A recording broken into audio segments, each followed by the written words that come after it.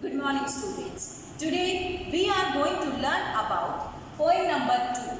And poem is an elementary school classroom in a slum. First of all, we have to know what is the meaning of slum.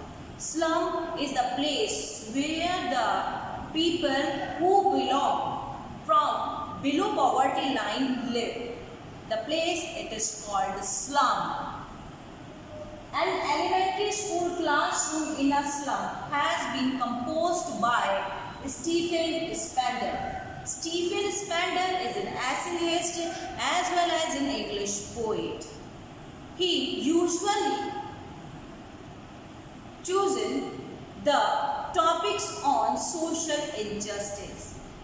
This poem also belongs on the theme of social injustice on the people. Not the people actually, on the kids, those who are living in the slums. Those students, those who are going to school in a slum, but so many struggles they are facing. What are the difficulties they are facing? Stephen Spender highlights this in this poem. Let's have a look. Introduction to this poem is, the poem has been written by the Stephen Spender describe the social inequalities. Inequalities, that means we make the difference between the people and we characterize the difference with their financial condition.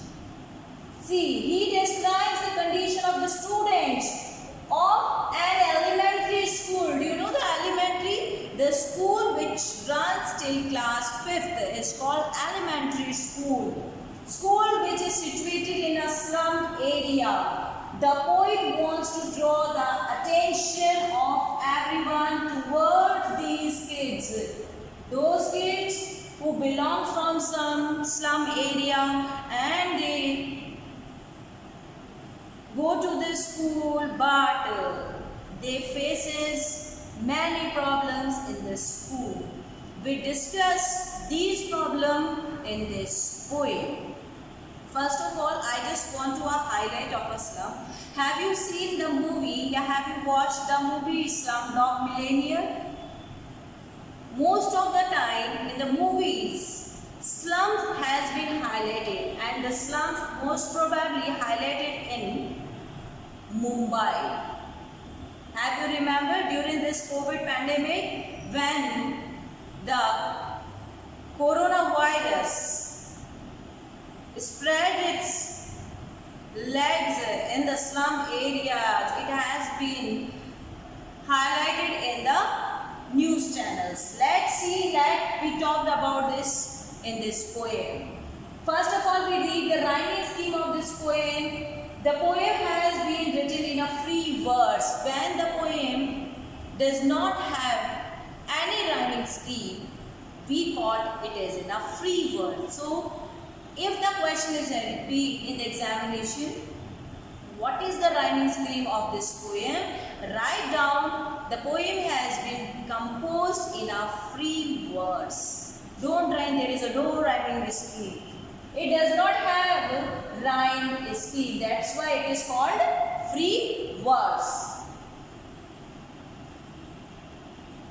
The first stanza of this poem. Far, far from gusty waves. Underline this word, gusty waves. Gusty waves, wherever the children move, only they make the clouds of dust. It shows there is no roads, no concrete roads, no cemented roads, only the trails would be there, and the trails are the road which has been made by the walking of the people. That's why the poet says gusty waves. These children's faces, that means the children who live in a slum, their faces always covered with that dust, because in the slums no cleanliness is there. That's why their faces covered with the dust. Like rootless weeds. This is the simile. See, he compares the faces of the children with rootless weeds. Everybody knows the unwanted plants are called weeds.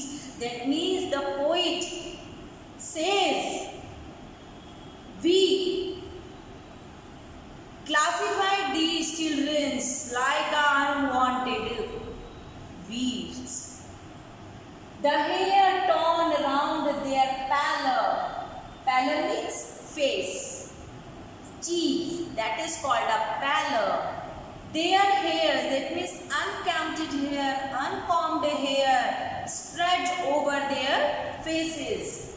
The tall girl. Here we notice how many students sit in the class and what they are doing. First, the tall girl with her weighed down head. First student is a tall girl. What she is doing? She just bent down their head. Sometimes you also sitting with the head downs in your classes. The same the girl is doing. The paper seeming boy. See the metaphor. See the metaphor. A boy. The poet compares the boy. He is thin as a paper. See how thin is the paper. Same, he considered the boy is thin like a paper. It shows he suffers from malnutrition. That means less of nutrition. The next student is the paper seeming boy with rat's eyes. Another simile, not simile, metaphor is rat's eyes. How the rat's eyes looks?